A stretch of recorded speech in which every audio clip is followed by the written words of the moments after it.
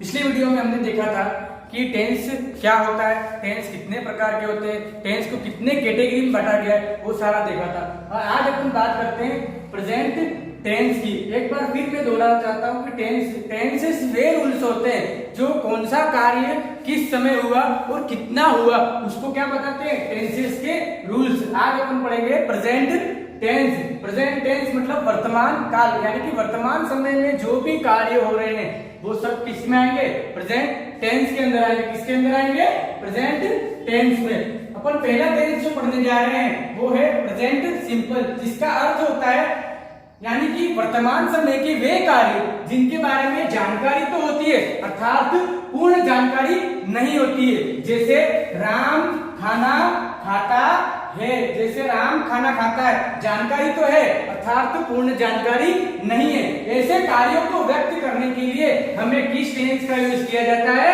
Present simple का use करते हैं। ऐसे कार्यों को व्यक्त करने के लिए हम किस टेंस का यूज करते हैं, प्रेजेंट सिंपल का यूज करते हैं। इसकी पहचान हिंदी वाक्य की पहचान है, यानी कि हिंदी वाक्य के सेंटेंस के अंत में क्या आता है, ता है, ती है, ते है आता है, तो हम आसानी से पहचान सकते हैं कि यह प्रेजेंट सिंपल का वाक्य है या फिर प्रेजेंट टेंस का वाक्य है। इसकी अंग्रेजी पहचान होती है सब्जेक्ट के साथ में या तो कोई वर्ब जुड़ी होगी, वर्ब के साथ में एस या ईएस जुड़ा होगा, जिससे हम पहचान सकते हैं कि यह प्रेजेंट सिंपल का वाक्य है। पिछले वीडियो में मैंने बताया था कि जितने भी सिंपल टेंसेस होते हैं उनमें हमेशा वर्ब की फर्स्ट फॉर्म का यूज किया जाता है, या हेल्पिंग वर्ब अलग अलग लग सकती है लेकिन वर्ब की फर्स्ट फॉर्म का यूज किया जाता है। किसमें किया जाता है, जितने भी सिंपल टेंसेस होते हैं। लेकिन प्रेजेंट टेंस एक ऐसा टेंस है जिसमें वर्ब के साथ में एस या ईएस भी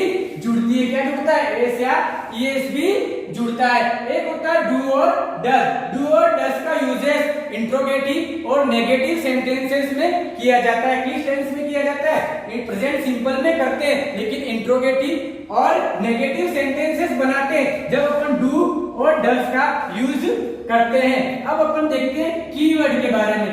कीवर्ड अपन आजकल एग्जाम के अंदर फिल इन द ब्लैंक्स का आता है, जिससे हम आसानी से पहचान सकते हैं कीवर्ड बेस्ड पे आता है। या तो अकॉर्डिंग टू मीनिंग के अकॉर्डिंग आएगा या फिर अकॉर्डिंग टू कीवर्ड, यानी कि या तो कीवर्ड बेस्ड पे आ सकता है या अकॉर्डिंग टू मीनिंग आ सकता है। सीधा सीधा पूछेगा कि कीवर्ड को देखकर अपने को क्या करना पड़ेगा, सेंटेंस को फिल अप करना पड़ता है, या फिर ब्रैकेट में कोई वर्ब दे रखी हो, कोई ब्रैकेट में कोई वर्ब दे रखी हो, जिससे हमें क्या करना पड़ेगा, फिल इन द ब्लैंक्स के अंदर अपने को भरना पड़ेगा। कीवर्ड कौन कौन से होंगे, always, seldom, never, often, daily, rarely, every. Every के साथ में every month, every year, every day कुछ भी जुड़ा हुआ आ सकता है। और भी कीवर्ड्स हैं, ओकेजनली हो गया, जनरली हो गया, बहुत सारे कीवर्ड्स भी हैं। ऑन संडे हो गया, ऑन के साथ में कोई डे जुड़ा हुआ भी आ सकता है, लेकिन अपने बेसिक के हिसाब से सिर्फ इतने ही कीवर्ड्स अपन ने यहाँ पर लिखे हैं। मैं आपको एक बात और क्लियर करवाना चाहता हूँ, जो अपन यहाँ पर नेवर लिखा है, यह नेवर ऑलरेडी नेगेटिव है, जिसके साथ में नोट का यूज नहीं किया जाता है।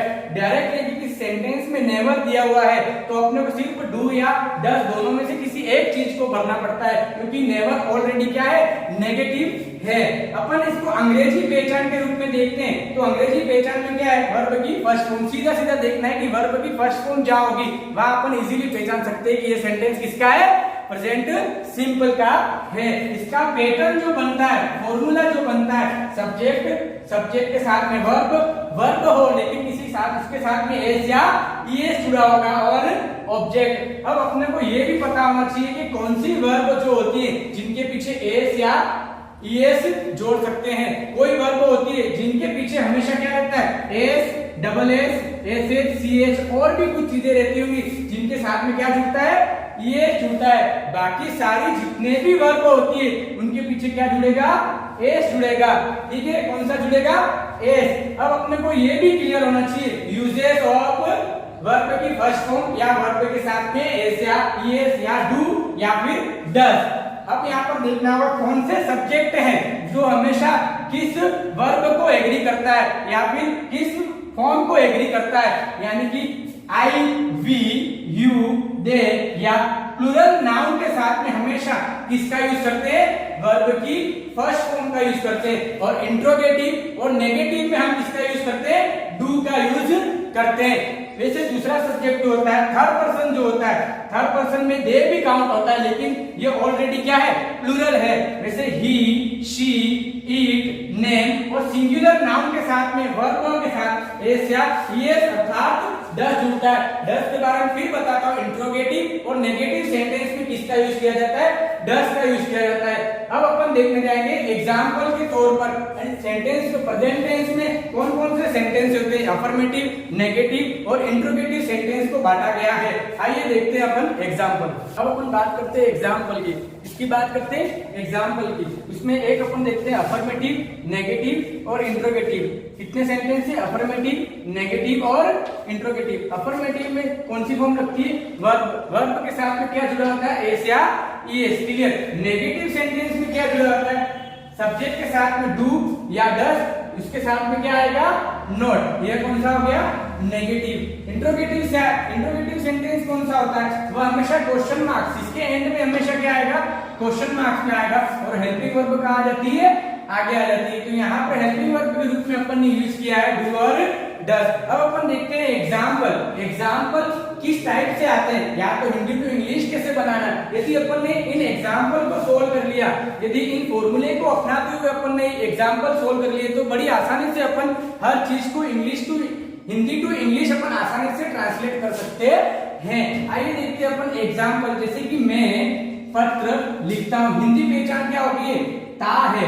क्या हो गई, ता है, जिससे हम पहचान सकते हैं कि यह प्रेजेंट टेंस का वाक्य है, यानी कि प्रेजेंट सिंपल का वाक्य है। अपन देखते हैं ये कौन सा सेंटेंस है, मैं पत्र लिखता हूं। ना तो इसमें नेगेटिव भाव आ रहा है, ना तो इसमें प्रश्नवाचक का कोई भाव आ रहा है। तो यह कौन सा है, अफर्मेटिव सेंटेंस है। हम आसानी से देख सकते हैं ये अफर्मेटिव सेंटेंस है। तो मैं पत्र लिखता हूं, तो क्या होगा, आई राइट अ लेटर।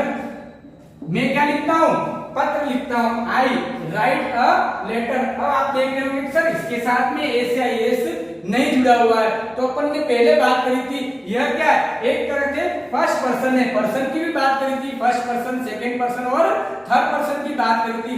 जितने भी फर्स्ट पर्सन होते हैं, I we you, I we first person, उनके साथ में हमेशा वर्ब के साथ में एस या एस नहीं जुड़ता है, सिर्फ डायरेक्ट क्या जुड़ती है, वर्ब की फर्स्ट फॉर्म ही जुड़ती है। अब इसका नेगेटिव क्या बनाएंगे, सीधा सीधी बात है, आई हो गया। अपन ने पहले भी लिखा था कि आई वी के साथ में क्या जुड़ता है, डू जुड़ता है, यानी कि क्या लिखेंगे, I do not write a letter. ये कौन सा हो गया, नेगेटिव सेंटेंस। अब इसको देखकर अपन पहचान सकते हैं कि ये प्रेजेंट सिंपल का वाक्य है। किसका वाक्य, प्रेजेंट सिंपल का वाक्य।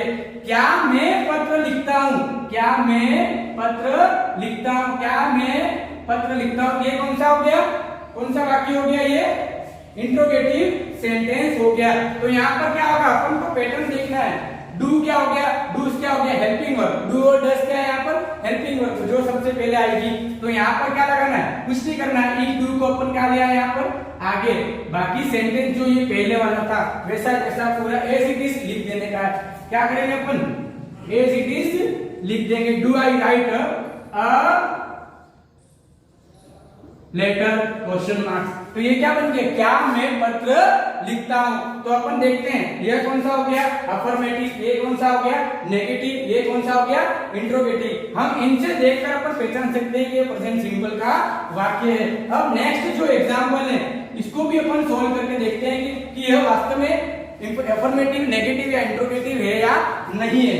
तो वह क्रिकेट खेलता है, क्या, कौन क्रिकेट खेलता है, वह क्रिकेट खेलता है। यहाँ पर वह क्या है, इंग्लिश में इसको ही कहते हैं, खेलता है, इसलिए यदि यहाँ पर खेलती आता तो यह फीमेल के रूप में यूज किया जाता है, क्योंकि यहाँ पर खेलता है तो वह या तो कोई ना कोई मेल होगा। तो ही क्या है, एक ही प्लेज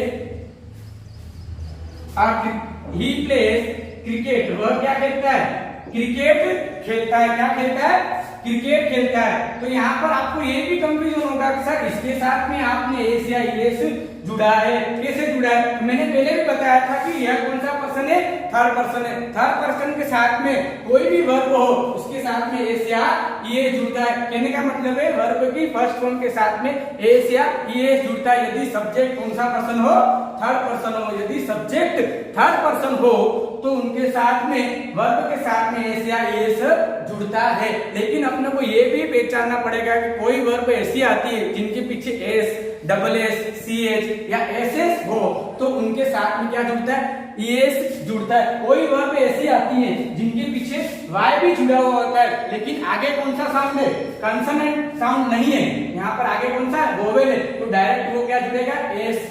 यदि यहाँ पर वो कंसोनेंट साउंड हो और यहाँ पर वाई हो तो वो वाई हटकर क्या जुड़ जाता है, आईईएस जुड़ जाता है। ये बहुत डीप में जाते हैं तब जाके अपनों को ये पढ़ना पड़ता है। यदि अपन नंबर जब क्लियर करेंगे सिंगुलर टू प्लूरल वाले तो वहां पर ये सारे डाउट्स क्या हो जाते हैं, क्लियर हो जाते हैं। अब यह क्या है, वह क्रिकेट नहीं खेलता है तो सीधा सीधा जोड़ दो, ही तो वही सब्जेक्ट हो गया, ही क्या हो गया, वही का वही सब्जेक्ट हो गया। तो यहाँ पर अपन ने क्या जोड़ दिया, डज जोड़ दिया, ही डज। अब ये वाई क्या हो जाएगा, हट जाएगा, वाई क्या हो जाएगा, वाई के पीछे जो एस लगा हुआ है वो क्या हो जाएगा, हट जाएगा। तो यहाँ पर क्या डू के साथ में ईएस जुड़ गया तो he does not play cricket, he does not play cricket. तो यहाँ पर ये भी हो रहा है सर, यहाँ पर ही के साथ में तो एस या ईएस जुड़ता है लेकिन यहाँ पर सर आपने एस क्यों हटा दिया है, तो कहने का मतलब है कि यहाँ पर डू हेल्पिंग वर्ब के रूप में यूज कर रहे हैं। तो यहाँ का जो एस या ईएस था वो हटकर किसके पीछे लग गया, डू के पीछे लग गया, इसलिए यहाँ पर अपन ने प्ले के साथ में एस या ईएस नहीं जोड़ा है। अपन देखते हैं नेगेटिव सेंटेंस हो गया, अफर्मेटिव सेंटेंस हो गया। अब देखते हैं इंट्रोगेटिव सेंटेंस, क्या वह क्रिकेट खेलता है, क्या वह क्रिकेट खेलता है। तो ये कौन सा सेंटेंस हो गया, इंट्रोगेटिव सेंटेंस हो गया। तो यहाँ पर लिखेंगे डज ही, क्या लिखेंगे, does he play cricket question marks. तो ये कौन सा सेंटेंस हो गया, इंट्रोगेटिव सेंटेंस हो गया। कौन सा सेंटेंस हो गया, इंट्रोगेटिव सेंटेंस हो गया। अब एक और एग्जांपल जो आते हैं एग्जाम के अंदर फिल इन द ब्लैंक्स के आते हैं, वहां पर अपन को कीवर्ड देखने पड़ते हैं, कीवर्ड बेस पे वो सेंटेंस को सॉल्व करते हैं। 2-3 एग्जांपल अपन वो भी देख लेते हैं ताकि अपने जो मन के अंदर आ रहा होगा सर ये तो हिंदी टू इंग्लिश ट्रांसलेट के एग्जाम के अंदर कैसे आएंगे, तो एग्जाम के अंदर फिल इन द ब्लैंक्स के आते हैं। तो आइए देखते हैं वो भी कुछ एग्जांपल। आइए हम देखते हैं एग्जाम में जो एग्जाम्पल आते हैं उनको ऊपर एक बार एक नजर में देख लेते हैं कि एग्जाम में किस टाइप से एग्जाम्पल पूछे जाते हैं। तो यहाँ पर we -- to market daily, bracket में दिया हुआ है गो। हम इसको कैसे पहचानेंगे कि यह प्रेजेंट सिंपल का वाक्य है या फिर पास्ट सिंपल का वाक्य है, कैसे पहचानेंगे? कि पहचानने का एक तरीका मैंने एक और बताया था, कीवर्ड बेस्ड सेंटेंस। तो यह सेंटेंस कौन सा है, कीवर्ड बेस्ड सेंटेंस है। तो यहाँ पर कीवर्ड क्या दिया हुआ है, डेली। डेली को देखते ही अपने दिमाग में आ जाना चाहिए कि यह प्रेजेंट सिंपल का वाक्य है। किसका वाक्य है, प्रेजेंट सिंपल का सेंटेंस है। जब अपन कीवर्ड देखते ही अपने दिमाग में आ जाना चाहिए कि ये किसका वाक्य है, प्रेजेंट सिंपल का वाक्य। तो अब देखना पड़ेगा यहाँ पर सब्जेक्ट क्या है, सब्जेक्ट क्या है, वी। वी कौन सा पर्सन है, फर्स्ट पर्सन और प्लूरल है। तो यहाँ पर फर्स्ट पर्सन के साथ में एस या ईएस नहीं जुड़ता है। किसके साथ, यदि फर्स्ट पर्सन सब्जेक्ट हो, वर्ब हो तो उस वर्ब के पीछे एस या ईएस नहीं जुड़ता है। डायरेक्ट क्या आ जाएगा यहाँ, गो का गो, वैसे के वैसे ही रह जाएगी। कैसे पहचाना अपन ने, कीवर्ड को देखकर अपन ने पहचाना कि यह प्रेजेंट सिंपल का वाक्य है। किसका वाक्य है, प्रेजेंट सिंपल का वाक्य है। वैसे वैसे दूसरा सेंटेंस आता है, they always dash dash dash a cricket match, bracket में दिया है प्ले। इसका अर्थ निकालें कि वे हमेशा क्रिकेट खेलते हैं। यहाँ पर अपन कैसे पहचानेंगे कि यह प्रेजेंट सिंपल का या फिर पास्ट सिंपल का वाक्य है, कैसे पहचानेंगे? यहाँ पर भी वही क्या दे रखा है, ऑलवेज। ऑलवेज हमेशा प्रेजेंट सिंपल का कीवर्ड होता है। प्रेजेंट कंटिन्यूअस का भी होता है लेकिन वो सेंटेंस कुछ अलग होते हैं, लेकिन यहाँ पर प्रेजेंट सिंपल का सेंटेंस है। तो अपन यहाँ पर भी देख लेंगे, यहाँ पर भी क्या आएगा, प्ले का प्ले, क्योंकि यह क्या है, दे ऑलरेडी थर्ड पर्सन तो है लेकिन कौन सा है, प्लूरल है, इसलिए यहाँ पर क्या लिखा अपन ने, प्ले। अब यहाँ पर बात करते हैं, he dash dash day to school every morning go, bracket में दिया है यहाँ पर गो। अब यहाँ पर अपन कैसे पहचानेंगे कि यह प्रेजेंट सिंपल का वाक्य है? तो किसे पहचानेंगे? एवरी, एवरी दिया है लेकिन पीछे क्या दिया हुआ है? मॉर्निंग। यदि किसी सेंटेंस में एवरी के साथ में every month, every week, every day, every morning या एवरी इवनिंग आता है तो यह सेंटेंस किसका हो जाता है? प्रेजेंट सिंपल का हो जाएगा। किसका सेंटेंस हो जाएगा? प्रेजेंट सिंपल का। तो यहाँ पर ही के साथ में क्या जुड़ेगा? ही कौन सा पर्सन है? थर्ड पर्सन है और क्या है? सिंगुलर है, इसलिए वर्ब के साथ में क्या जुड़ेगी? एस या येस जुड़ता है। तो यहाँ पर गो है तो गो के साथ में क्या जुड़ेगा? ये जुड़ेगा तो क्या बन जाएगा? गोज, यानी he goes to school every morning, यानी कि वह हर रोज सुबह कहाँ जाते हैं? स्कूल जाते हैं, कि वह हर रोज सुबह स्कूल जाता है। तो my father always detested tea in the morning, bracket में दिया है टेक। तो यहाँ पर क्या आएगा? यहाँ पर भी वही कीवर्ड है ऑलवेज, और यहाँ पर क्या है? ऑलवेज कीवर्ड है। तो my father always T in the morning, मेरे पिताजी हर सुबह क्या पीते हैं? चाय पीते हैं। तो माय फादर क्या है? यहाँ पर क्या है? एडजेक्टिव प्लस नाउन है, क्लियरली सिंगुलर नाउन है, इसलिए यहाँ पर क्या आएगा? टेक्स आएगा। क्या आएगा? टेक्स। अब अपन बात करेंगे नेक्स्ट जो होगा वो अपना प्रेजेंट कंटिन्यूअस टेंस की बात करेंगे, जो हमेशा वर्तमान काल में जो कार्य जारी है यानी कि निरंतर चल रहा है लेकिन उसके बारे में जानकारी है लेकिन कोई समय नहीं है, सिर्फ वो क्या है? जारी है। यदि किसी सेंटेंस में निश्चित जानकारी आ जाती है तो वो प्रेजेंट परफेक्ट हो जाता है, और समय और अवधि के साथ में यदि कोई कार्य जारी हो जाता है तो वो प्रेजेंट परफेक्ट कंटिन्यूअस हो जाता है। अब अपन बात करेंगे प्रेजेंट कंटिन्यूअस टेंस की।